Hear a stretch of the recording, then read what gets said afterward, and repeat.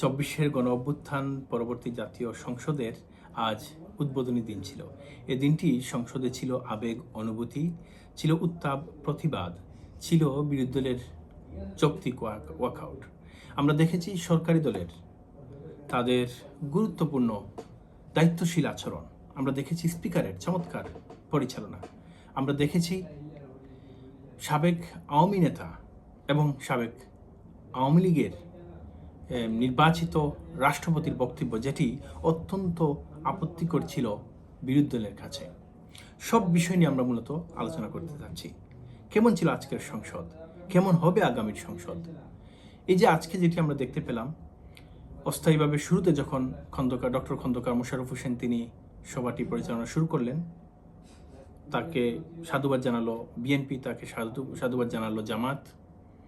তারপর জনাব তারেক রহমান তিনি বক্তব্য রাখলেন প্রধানমন্ত্রী হিসেবে, সংসদের সর্বপ্রথম বক্তব্য রাখলেন। বক্তব্যের মাধ্যমে তিনি নিয়োগ দিলেন স্পিকার হিসেবে মেজর অবসরপ্রাপ্ত হাফিজউদ্দিন আহমেদ বীর বিক্রমকে। তাকেও বিএনপি অভিবাদন জানালো। জামায়াতের পক্ষ থেকে তার কাছ থেকে দায়িত্বশীল আচরণ প্রত্যাশা করা হলো, নিরপেক্ষ আচরণ প্রত্যাশা করা হলো। এবং স্পিকার মেজর হাফিজ তিনি বললেন যে তিনি নিরপেক্ষ ভূমিকা পালন করবেন, যার কারণে তিনি তার দলীয় পদ থেকে পদত্যাগ করেছেন। আমরা ডেপুটি স্পিকারও নিয়োগ দেখলাম, তাকেও সমর্থন জানানো হলো। অর্থাৎ চমৎকারভাবে চলছিল। আমরা দেখলাম শোক প্রস্তাব জ্ঞাপন করা হলো। 24শে গণ অভ্যুত্থানে শহীদদের শোক প্রস্তাব জ্ঞাপন করা হলো। যারা আহত হয়েছেন তাদের জন্য দোয়া পরিচালনা করা হলো। এবং সর্বোপরি এই সংসদের জন্য দোয়া পরিচালনা করলেন ধর্মমন্ত্রী। আমরা আরও দেখলাম সাবেক তিনবারের প্রধানমন্ত্রী বেগম খালেদা জিয়ার জন্য শোক প্রস্তাব উত্থাপন করা হলো এবং তার উপর আলোচনা রাখা হলো। সর্বপ্রথম বেগম খালেদা জিয়ার উপর আলোচনা রাখলেন বিএনপির পক্ষ থেকে, তারপর রাখলেন জামায়াতের পক্ষ থেকে।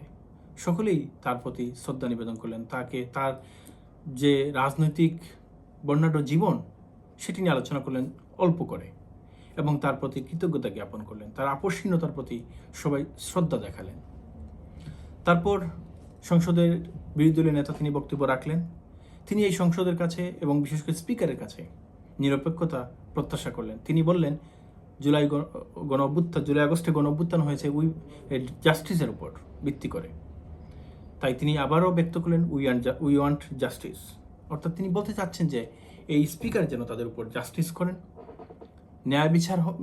ন্যায়পরায়ণ হন তিনি, এবং তিনি যেন সবার প্রতি নিরপেক্ষ আচরণ করেন। এই সংসদকে অর্থবহ করার জন্য তিনি যেন ভূমিকা পালন করেন। এসব বক্তব্য রাখা হলো। তারপর মূলত আমরা যেটা জানি যে পূর্ব পরিকল্পিত ছিল বিরোধী দলের আজকে ওয়াকআউটের বিষয়টি। তারা এই বিগত কয়েকদিন থেকে বলে আসছে এই রাষ্ট্রপতি যেন প্রথম অধিবেশনে বক্তব্য না রাখেন, কিন্তু বিএনপি সেটি শুনেনি। তাকে স্পিকার আমন্ত্রণ জানালেন বক্তব্য রাখার জন্য, রাষ্ট্রপতি চুপ্পুকে।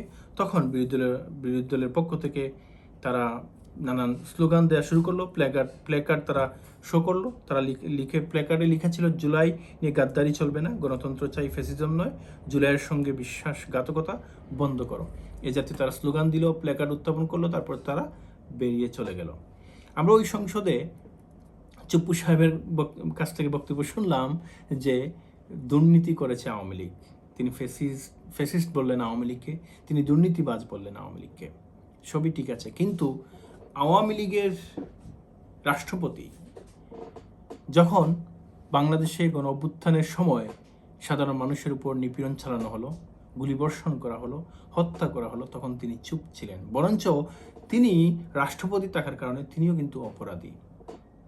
এদিকে সবাইকে লক্ষ্য রাখতে হবে, দেশের মানুষ আসলে কি চায়। একটি গণ অভ্যুত্থান অনুষ্ঠিত হয়েছে যার মাধ্যমে আওয়ামী সরকার পালিয়ে গিয়েছে।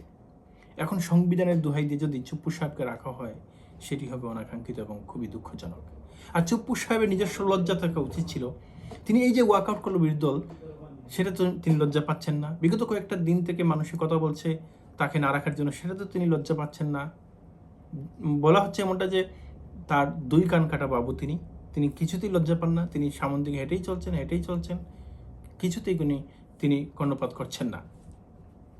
আমরা প্রত্যাশা করব জাতীয় সংসদের এই যে বিষয়াদি আছে, যেমন ধরুন রাজনীতিতে আমরা দেখতে পাই যে এক দল অন্য দলকে বিশ্বাস করে না, একদল অন্য দলকে সহ্য করতে পারে না, একদল অন্য দলের কথা শুনতে চায় না, জাতীয় সংসদে কোনো ধরনের বক্তব্যকে যদি সরকারের পক্ষ থেকে কোনো কিছু বক্তব্য দেওয়া হয়, বিরোধী দলের পক্ষ থেকে সেটাকে বিরোধিতার খাতিরে বিরোধিতা করে বসা হয়, যদিও কোনো যৌক্তিকতা নেই।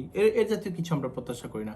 আমরা প্রত্যাশা করি যেটা দরকার, যেখানে বিরোধিতার প্রয়োজন সেখানে বিরোধী দল বিরোধিতা করবে, যেখানে প্রয়োজন নেই সেখানে সরকারি দল বিরোধী দল বিরোধিতা করবে না, বরঞ্চ উৎসাহ দেবে।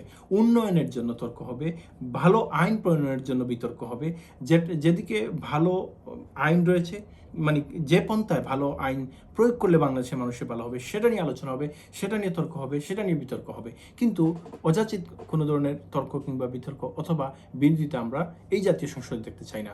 পাশাপাশি একটি অর্থবহ বিরোধী দল আমরা দেখতে চাই, পুতুল বিরোধী দল আমরা দেখতে চাই না, এমন বিরোধী দল দেখতে চাই যাদের মেরুদণ্ড রয়েছে। আমরা যদি পূর্বের ন্যায় জাতীয় পার্টির মতো বিরোধী দল দেখতে পাই, গৃহপালিত বিরোধী দল, সেই বিরোধী দলের মাধ্যমে এই দেশের কোনো লাভ হবে না। শুধুমাত্র তোষামুদি আর শুধুমাত্র পুতুলের মতো পুতুল নাচ বাংলাদেশের মানুষ দেখবে, এছাড়া আর কিছুই হবে না।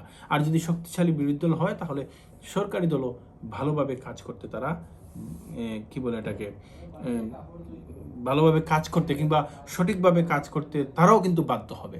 এটিই হবে গণতন্ত্রের সৌন্দর্য। আমরা ওয়াকআউট যেটা করলো সেটি একদম স্বাভাবিক বিষয়। বাংলাদেশের গণতন্ত্রে ওয়াকআউটের পদ্ধতি রয়েছে, সংসদীয় গণতন্ত্রে ওয়াকআউটের অত্যন্ত চমৎকার ইতিহাস রয়েছে। এমন এমন সময়ে আমরা দেখেছি যে সরকারি দলেরও দু একজন লোক ওয়াকআউট করে চলে যান, তাদের যদি পছন্দসই বক্তব্য না হয় বা পছন্দ মতো কোনো শব্দ তারা না পান, কিংবা দেখা গেল যে কোনো একটা বিষয়ে বিরোধিতা রয়েছে চলে গেলেন। এটা কোনো ব্যাপার না, ওয়াকআউট করবে। আজকে ওয়াকআউট করেছেন, আগামী 15 মার্চ বেলা 11টা পর্যন্ত এই মুলতবি হয়েছে এই সংসদের, 11টা থেকে আবার শুরু হবে, অর্থাৎ 15 মার্চ শুরু হবে। ওই সংসদে দেখবেন বিরোধী দল আবার আসবে। আমরা দেখেছি ওয়াকআউটের পর বিরোধী দলের নেতা তিনি বলেছেন যে আমরা চুপ্পু সাহেবের বক্তব্যকে প্রত্যাখ্যান করে বেরিয়ে এসেছি, আমরা সংসদে যাব, জনগণ আমাদেরকে ভোট দিয়েছে, আমরা সংসদে যাব। একইভাবে সরকারি দলের পক্ষ থেকে জনাব সালাউদ্দিন সাহেব তিনি বলেছেন যে এটা স্বাভাবিক ব্যাপার, বিরোধী দল অবশ্যই আসবে, তারা আজকে গিয়েছে কিন্তু আগামী অধিবেশনে আসবে, আবার আমরা দেশের উন্নয়নে ঐক্যবদ্ধভাবে কাজ করব, এটাই স্বাভাবিক। সুতরাং আমরা প্রত্যাশা করব একটি শক্তিশালী সংসদ, যে সংসদে সরকারি দল যেমনটা মেরুদণ্ড শক্ত হয়ে দাঁড়িয়ে থাকবে, তেমনটি বিরোধী দলও তাদের মেরুদণ্ড শক্তভাবে রাখবে। আল্লাহ হাফেজ।